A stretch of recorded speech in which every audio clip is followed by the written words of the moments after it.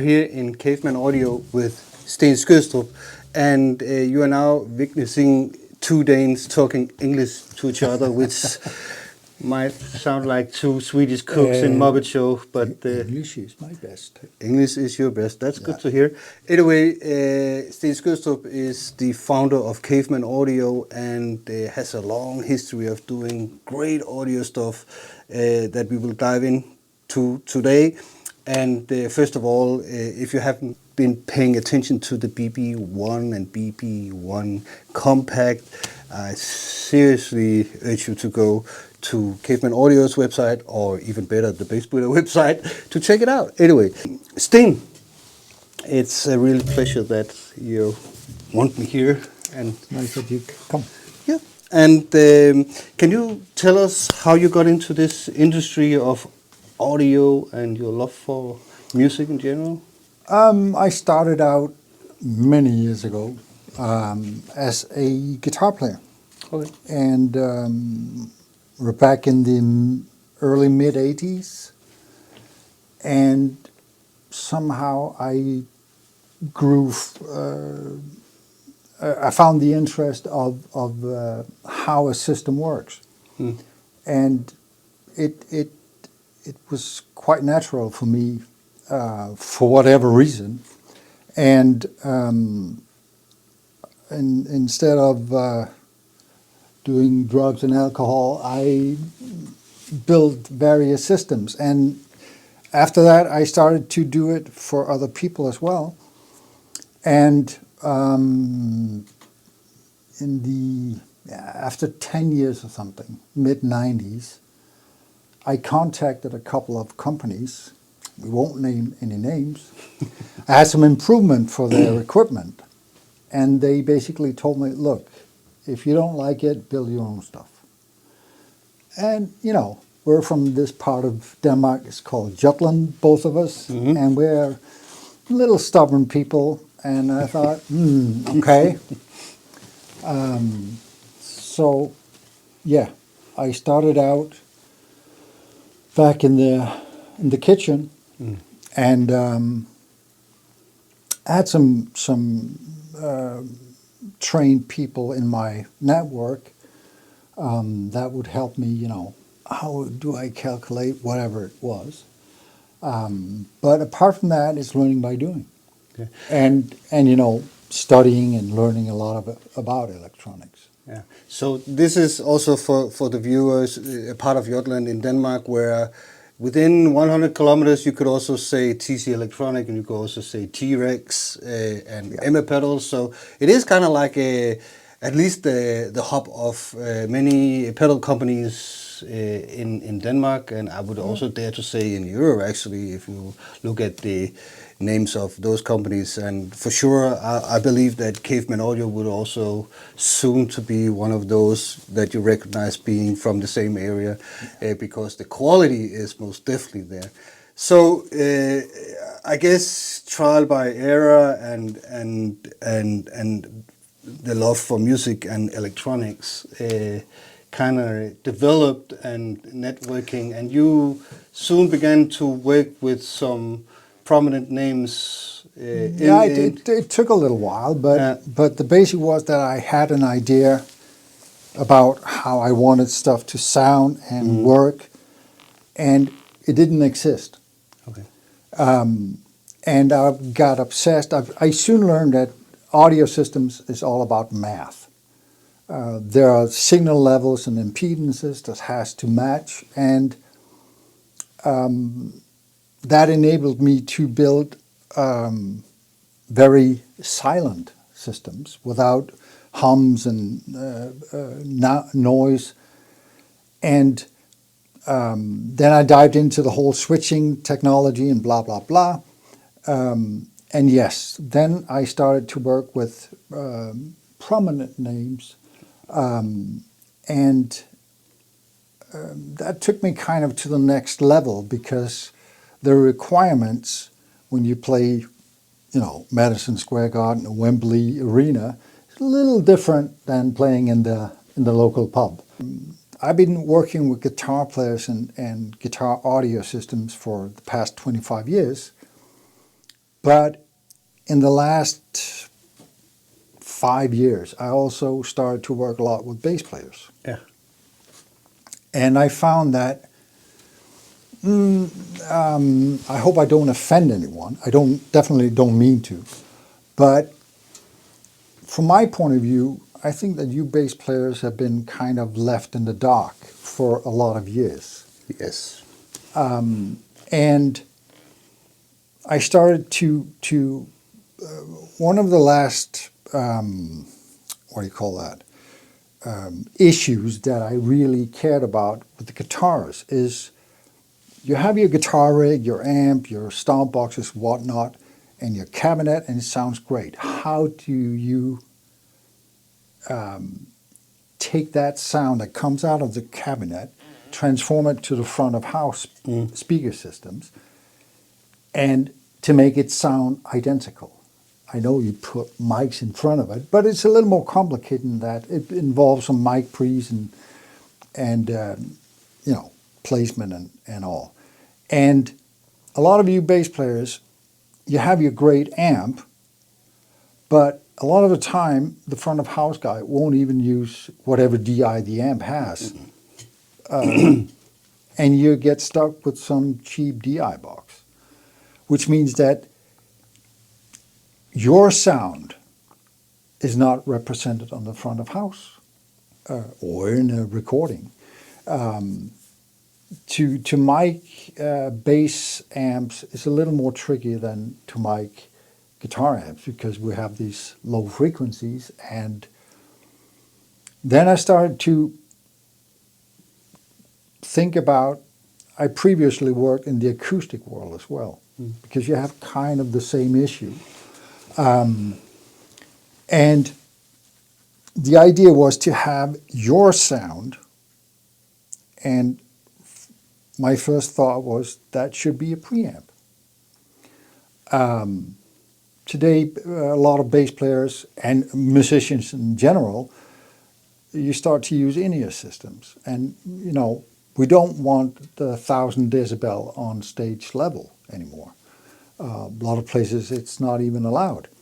So I want my sound in a preamp with a DI for the front of house trimmed so that it sounds as the preamp was designed by me. Mm-hmm.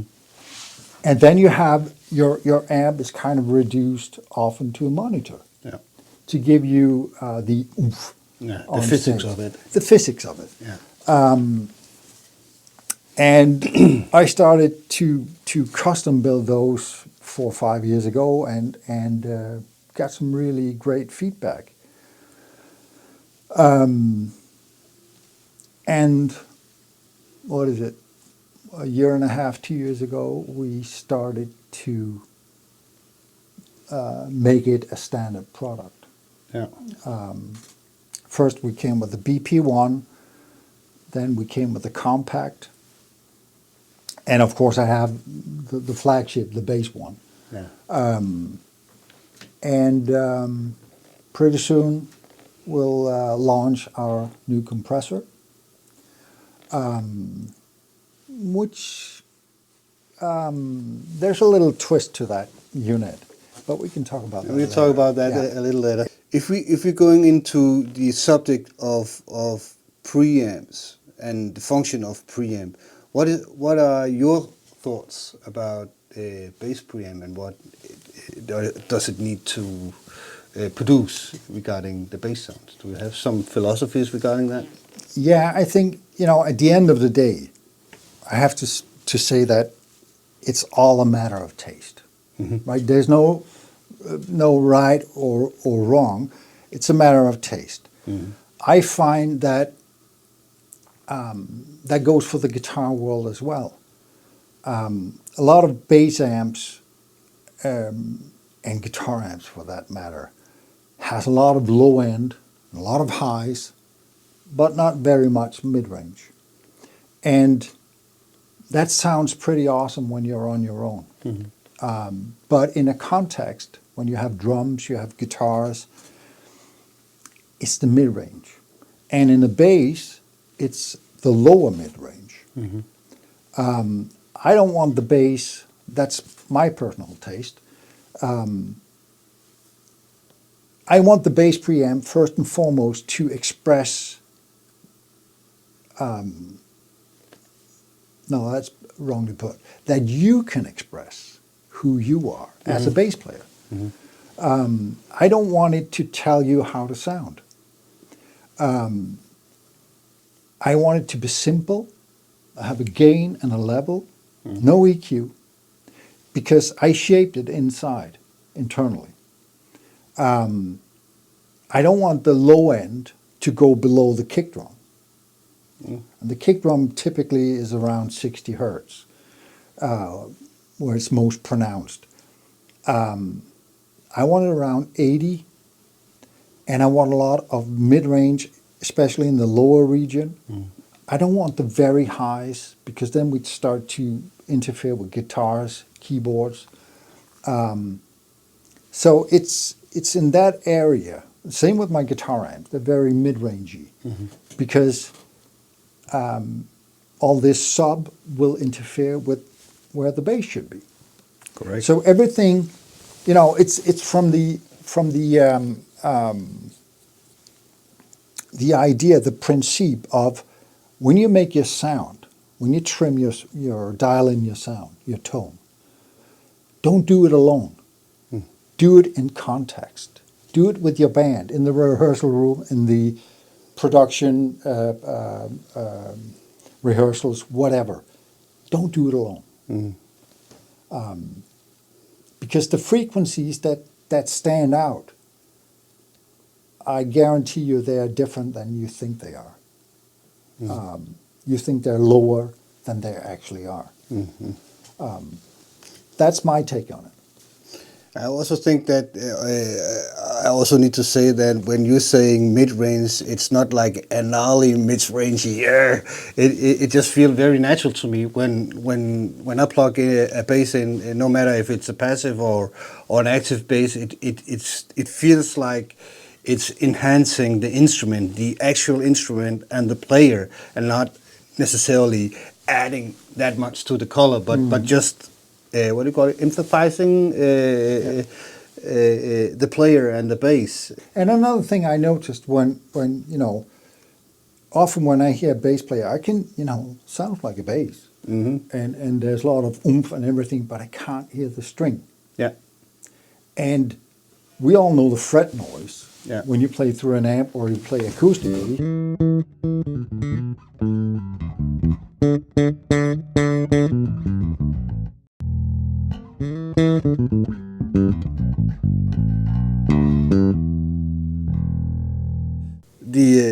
The bump on the 80 hertz. It's also like very close to the port in the cabinet, which is also like 80-90 hertz, right? Yeah, I think so. Yeah, so it would be like in a correlation of, it would be very effective as well. Yeah. Yeah. I want the bass to be rightly oomph without fluffy, Yeah. right? Yeah. Want it to be really tight and I want tone. Yeah.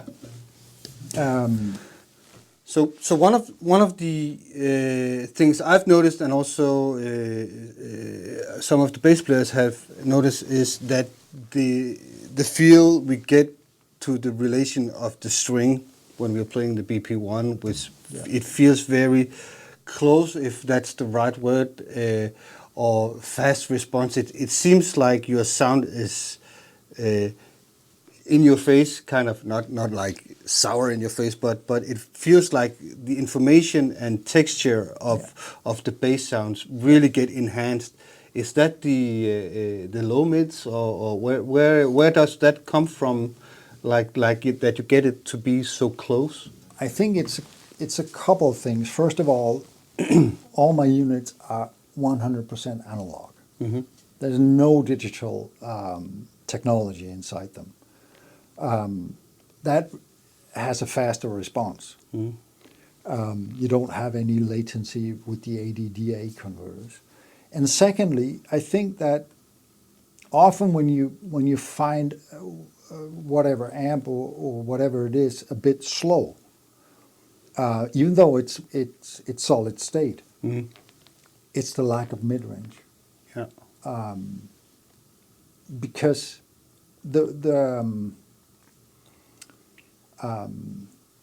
I think if you look at a frequency scope, a low end frequency is slower, and if your sound is predominantly low end, you will have a slower feel.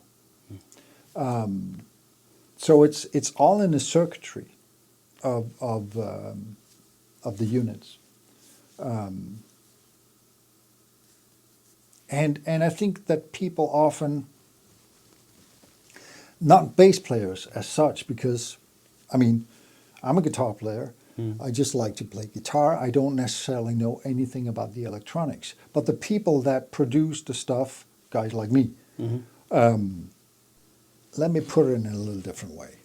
The Caveman audio units or the Skrydstrup from back in the days, they might not always be like the big wow when you sit alone. But in context, they work. And again, when you're on your own, you don't necessarily like the mid range can be a bit nasal to listen to if there's too much of it. It's kind of like an old Marshall amp. Sounds awful on your own, but in context, it works. So it's just a matter of shape, having the right in quotation marks, because it's still a matter of taste. But the shape of the sound. I think what I feel towards the units are also that you get a lot of information. That's also why I keep talking about how close it feels, the structure of it, is that actually you get just a lot of information that you could do whatever with afterwards if you want to. The worst case scenario is that you get a unit or a bass sound where you cannot pull anything out of because it's super scooped or there's no information. Yeah, and often, often, if you want, what I'm trying to express is I don't use any filtering. Okay. And typically filtering is when you kind of have frequencies you want to suppress to avoid oscillation or whatever it is.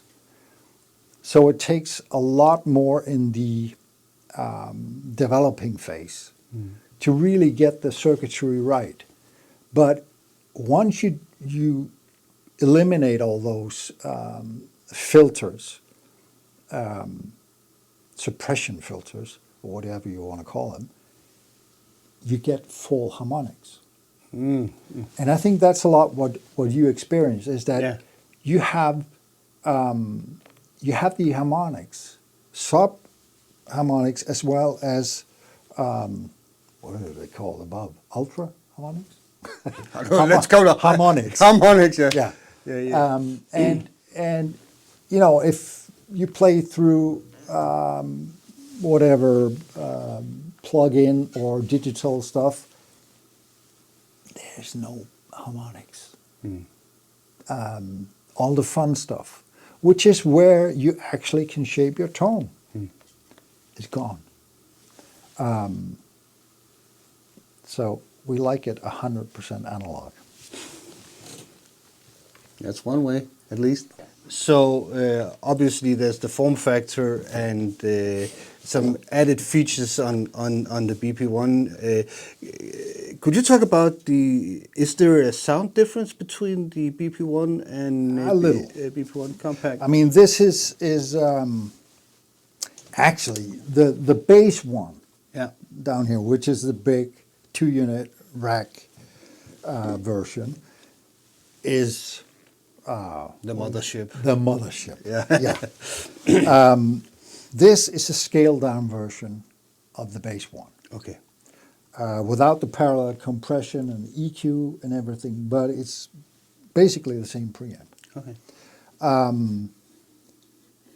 it runs on a switch mode supply, which means it works everywhere in the world. And then you have a switchable send return, which is the signal path inside this is your base hits my buffer, which takes care of how this instrument is loaded. Then there's the 2 seconds. Yeah. Steen Skrydstrup is very, very well known for the buffer engineering. And so I guess all the experience of doing the buffer is super important also to how you feel. I imagine that that is also like due to the feel of the harmonics and again the relations to the strings and Absolutely. how, yeah. Absolutely. So just saying that especially if you have a lot of pedals and a passive bass, you should have a buffer in front, and you should also have a buffer if you're super nerdy in the back of it up to the amp. Actually, if you're super nerdy, you should have one in between each stomp box, right? Okay, yeah. But best case scenario, you should be able to switch it in and out. Yeah. Right. Yeah. A loop system. Yeah. We call that. But Fair enough. you hit the input buffer, which also supplies you with a tuner out. Then you have a send return, which is switchable. So that when you don't use your stomp boxes, you're able to switch out the entire chain, meaning you only have your bass and your preamp. That's cool. Then you have an amp out and a DI, and it supplies 9-volt DC for your tuner as well. And that is, you told me a couple of days ago, 80... It supplies around 80 milliamps. which kind of goes for all tuners kind of thing, right? Yeah. Yeah. Yeah. And also the amp out is basically for going into a send return in an amp, but you could also do it in an instrument input. How would you prefer to do that? It depends. I mean, from a theory standpoint point of view, I would definitely go into the effects loop return. Yeah. But if you use your amp as a monitor, often the EQ on an amp is pre-effects loop. And a power amp can be pretty dull and kind of boring. But I mean experience. If you want the best signal noise ratio, use the effect loop return. If you use your amp as a monitor and you would like to scoop it or do whatever, be able to adjust depending on the stage and the rehearsal facilities, go in the instrument in. Okay. The basics of this one is that the BP1 sound is transmitted with transformer balanced DI to the front of house.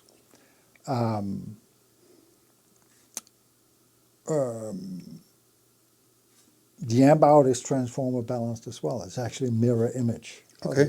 So it's identical. Okay. But it's not like they have separate transformers, right? So, and the compact version is, well, the idea came, of course, because of the name, compact. We wanted something smaller. And this unit runs on 12-volt DC, still has send return placed in the same position as on the BP1, but it's not switchable.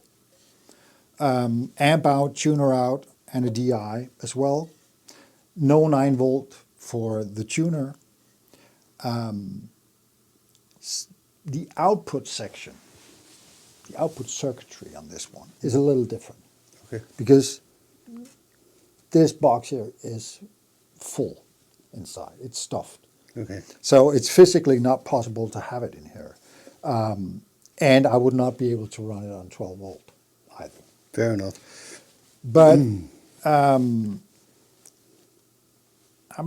I'm pretty proud of the design of this output stage because it's very, very close to the sound, this one.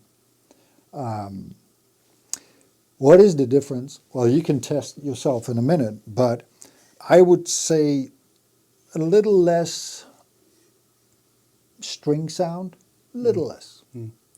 But we're talking marginals. Okay, yeah, yeah.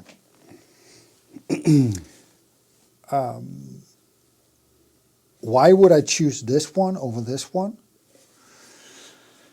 I think this one is cool if I have to fly out to gigs. I don't want to carry any pedals or power supplies or anything. I just take my sound with me and I plug it to whatever outlet they have. With the compact version, I would still need an adapter, right? True. But at the same time, you have the convenience of being compact if you're traveling, Absolutely. which is Absolutely. also a thing.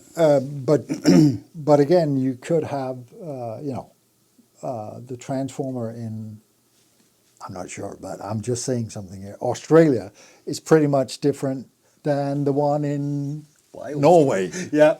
You know. Oh, but you could also be in a old factory. You know, you could. I guess most gigging musician has been playing weird places with bad electricity and yeah. So it's everywhere. So do you then say that this one is a bit more secured regarding that? Like if or is it more that you're saying that? I mean, I have filtering inside here, but I don't think there's a big difference. Okay. To be honest. Okay. I mean, if you don't have ground, you should always ground these for various reasons. If you don't have ground, you don't have ground. Mm-hmm. And what happens when you don't have ground? As long as none of you have it, it's all good. Mm-hmm. I mean, we can picture some worst case scenarios where it's not cool, Yeah. but there are so many security systems today that will handle it.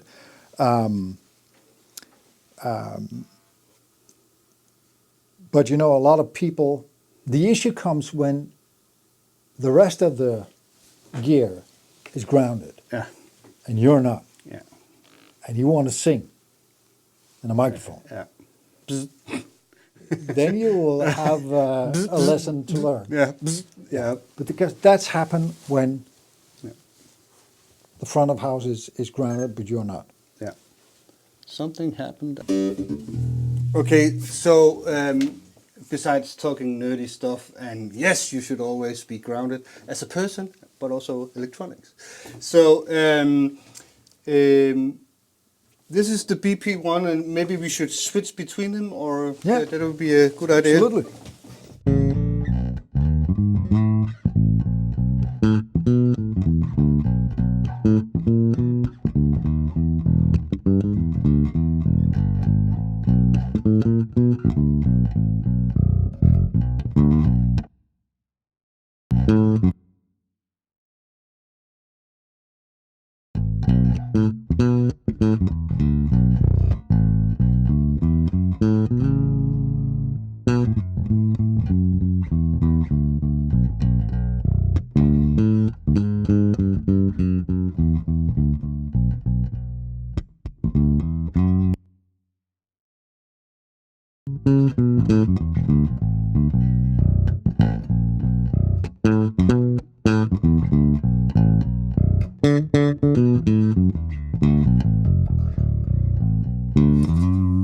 Yeah, so it's very much in the details. Yeah. It's a little bit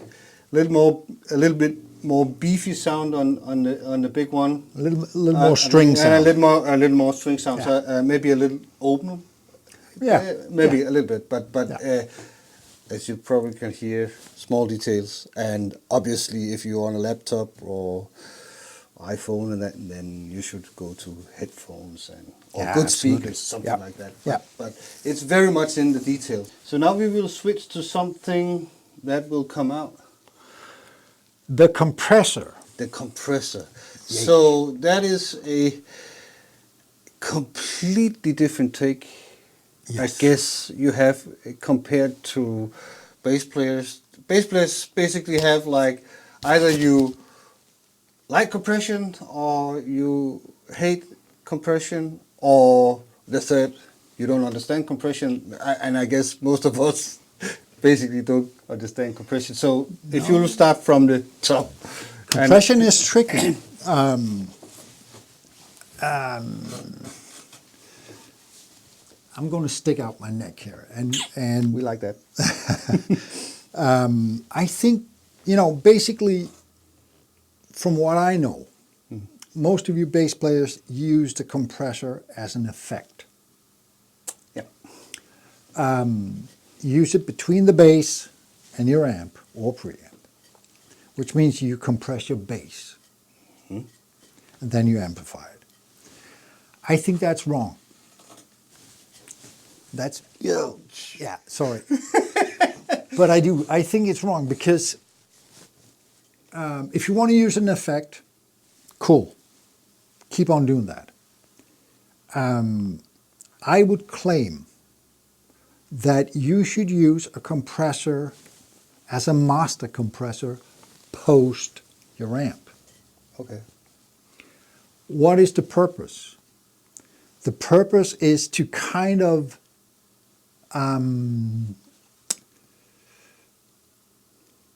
if you have a band and you compress the whole like a master compressor on the front of house mixer, it kind of glues everything together. Yeah. Don't overdo it.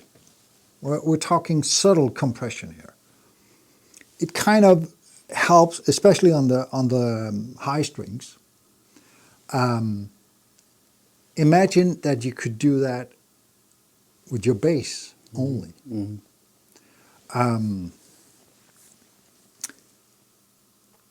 I've talked to a lot of bass players who say, "Nah, we don't like compression." I said, "Yeah, try this one." And then we dial it in, and they play it. I said, "Okay, that's nice." And then I switch it off, and all of a sudden you say, "Oh, don't do that." Oh, everything becomes a bit naked now. Yeah. So one thing is that it's, we can demonstrate here how it sounds, which is part of it, of course. But the feel, that's on you to explain that. The feel is so different when you have the compression after. The feel of that you almost have the same output level of each string. And what the BC1, which is the new bass compressor, it adds, gives you the feel of that it adds a little more low mid-range, which is actually just a result of the compression. And we have, of course, you can set your threshold, which is the level where the compressor starts to hit or to get activated. Yeah. Then you have your attack. Most compressors that I've seen out there for bass players have very, very fast attacks. And that kind of squeezes your sound, especially if you're a little funky or you play hard on your low E string or even lower. The BC1 goes from 0.1 millisecond all the way up to 25 milliseconds. Okay. So it takes quite a while before it hits, depending on how you set it, of course. Yeah. And the release is kind of how long should it be activated? How long should it hold the sound? And if I were a bass player, I can play guitar bass, right? I have I have a lousy technique on a bass. Yeah. So I would go for the higher setting, Okay. longer release time, because it helps me. Okay, so you even out the dynamic of Yeah. Yeah, okay, yeah. I got it. If you're a really great player, back down on the release time, and you still have, you can show off all your dynamic skills and all, which is really cool. And then the last feature, of course, then you have your output level. The last feature is, if you want to do solo, I know you bass players don't do a lot of solos, but in between, if you put a booster pedal or whatever you want to use in front of it, the compressor will hit harder and basically take out whatever boost you present it with. So I've added a boost function on the compressor itself. So now you have kind of like your boost level switchable. That is very cool, and obviously you're saying solo, which is also cool to do that, but it's also between two techniques. It could be like fingerstyle and then slap. Those kind of things would be like very in handy. Yeah. Or you're going from verse to chorus, where you basically just want to dive a little bit deeper into it, and then it will also super helpful. So basically you get an extra pedal within the pedal, which is very nice. The BC1 runs on 12 volt DC. Has transformer outputs, has the option of running in parallel as well as serial. There are some small switches on the back. It has a... Could we stop there and maybe explain the sound difference between serial and parallel compression? A serial compression, from my point of view, kind of controls you. Depending on the compressor, you can dial in how much it should be able to control you. But it will impact your entire sound. A parallel compression is a two-way street. You have your dry sound, and then you add often a lot more compressed sound than you would normally do, and then you find a level where you think it's great.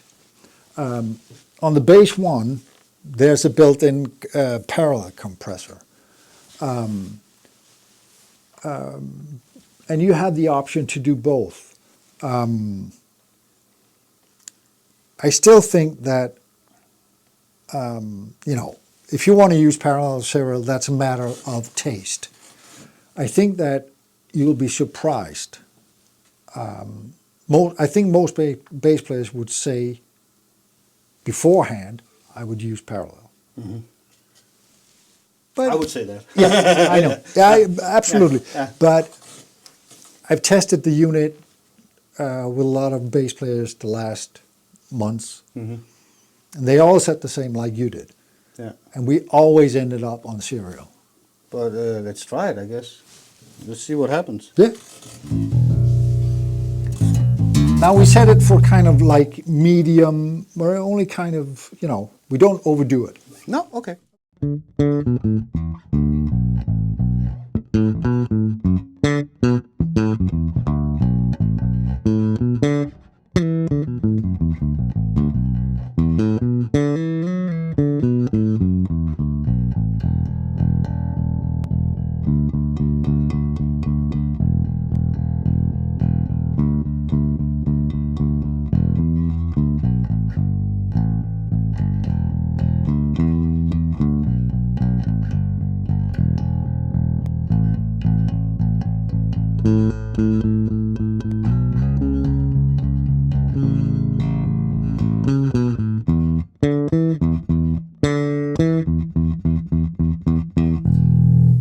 And this is in series or in parallel? Series. This is series. Can we try it in parallel? Yeah, of course. Now I'll take down the level to 0. Where is it? And now I'll overdo the compression.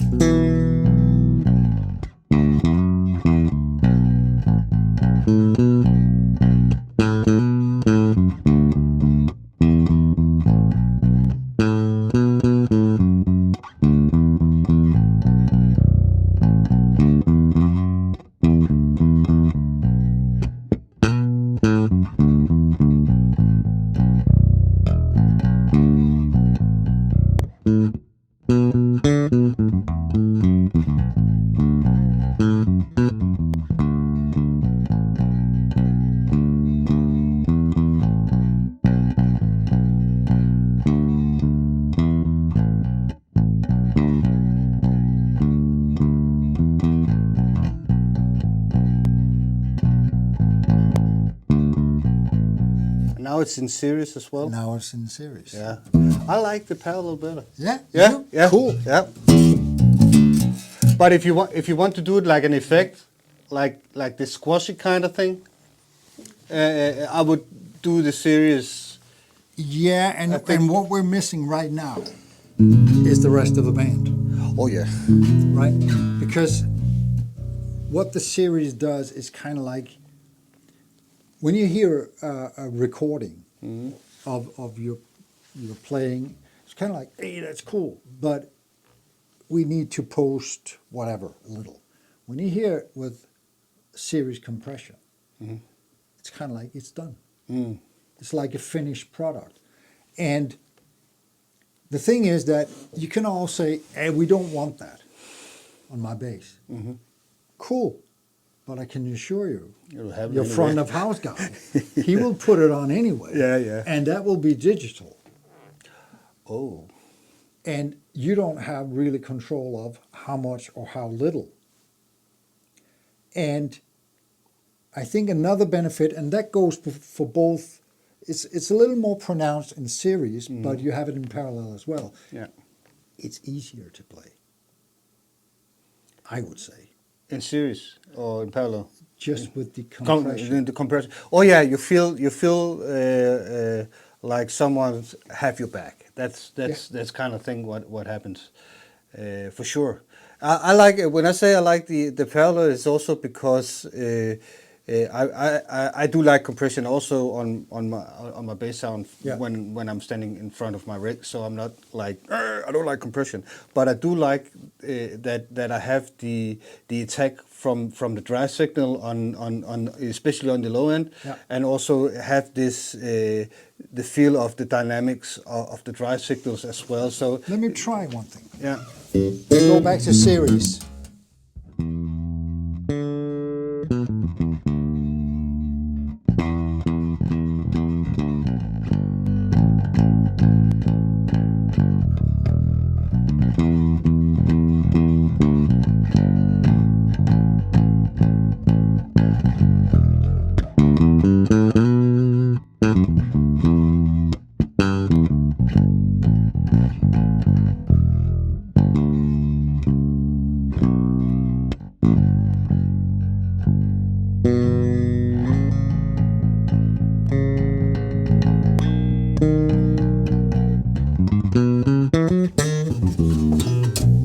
That different? Yeah, a little bit. I can't tell what you have done. Could you explain what you have done? I just kind of extended the attack time. Oh, yeah. And reduced the release a bit, Yeah. right?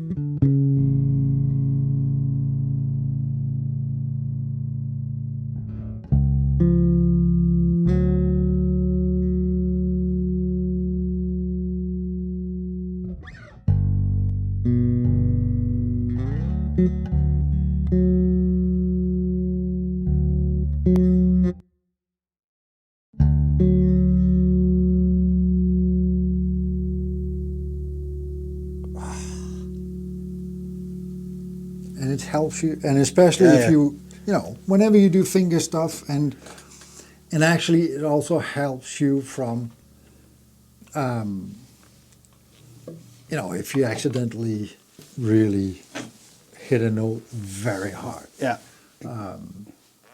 it kind of puts a lid, Yeah. almost like a limiter a bit. Yeah. Okay.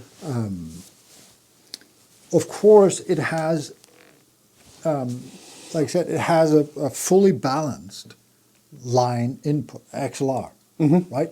And it can handle a very powerful line level. Actually, if you have a little home studio, you have a great compressor, mono. Yeah. Yeah. Yeah. Most dumbuckers will not be able to handle line level. That's way too powerful. Okay. They will distort, and they're not balanced. You do have the option of using it as a standard compressor. There is a jack input. There's a small line instrument switch. So you can use it in a traditional way if you want to do that. But I can assure you, try the other stuff, like you just did. Yeah. And my idea is that it should kind of be always on. Yeah. It becomes part of your sound rather than an effect. Yeah, I hear you. I actually think you can do both, but I can feel also the intention of like having a compressor always on, where it's just like feels bigger and better and safer, without losing the dynamics of your playing, basically. And Yeah, and you know, you've been out playing a lot as well. When you're on stage, you have you have enough to focus on. yeah, So the more help you can get without being sacrificed on your tonal side, the more help you can get. yes. In my book, the better. And that call it's with the whole philosophy of Caveman audio, with the BP1 and Compact, and now the BC1, is that you can go up on stage. You can also do it in the bedroom or in rehearsal room. But if you're a gigging musician, you know that you want to have that kind of everything out the way. I have my let's say comfort zone, safe space, so you can perform. And both the BP1 and now the BC1, sorry, the BC1 will help you doing that. So my experience is that the compressor is in the same philosophy of the BP1, just yet again enhancing what you're actually doing with your fingers, and doing it in a way where you kind of can do it within your comfort zone, so you can just play music, I guess. And right now, again, we only have you with your bass. Yeah. So you would want less compression. But as soon as the band kicks in, and you have to fight for your place, especially on the high notes, I think you'll kick that one in. Yeah, Absolutely. yeah, for sure. And the idea is, from my point of view, is that you have the BP1 or the Compact and the BC1 combo. That's your main sound. Yeah. The compressor has an amp output as well. If you don't want to use the compression on your amp, if you use mainly in-ear, you can still take the amp out on the BP1. Yeah. Right? Because we use the DI from either the Compact or the BP1 to feed the compressor. And there's a transformer balanced DI on the compressor as well, Ah, okay, yeah. which is the same transformer as the one inside these. So you don't degrade your preamp at all. Nice. It kind of for me, it's a tool. It's a tool for you guys, bass players, to. It takes it another step, another level up, in my book. Yeah. And I would say that this is something that I would say actually for every bass player on earth, you don't have to be a pro, you don't have to be a gigging musician. This is about preserving your own sound. So that It's about, you know, at the end of the day, there's from my point of view, there's two things to it. It's about having fun. For That's sure. one thing. And whatever makes you the best musician possible. At the end of the day, the only inspiration, as far as I know, you have as a musician, I have as a guitar player, is my sound. And the more comfortable and the bigger a smile I get whenever I hit my string, the better I play, the more fun it is. What's not to like? I think we should end it here. Thank you for having me, Steen. It's Thank been you for coming. a pleasure to hear someone that actually knows what he's talking about. Steen Skrydstrup, thank you. Thank you. And Caveman Audio, you guys rock. So I'm very pleased. Thank you. Okay. Bye-bye. Bye-bye.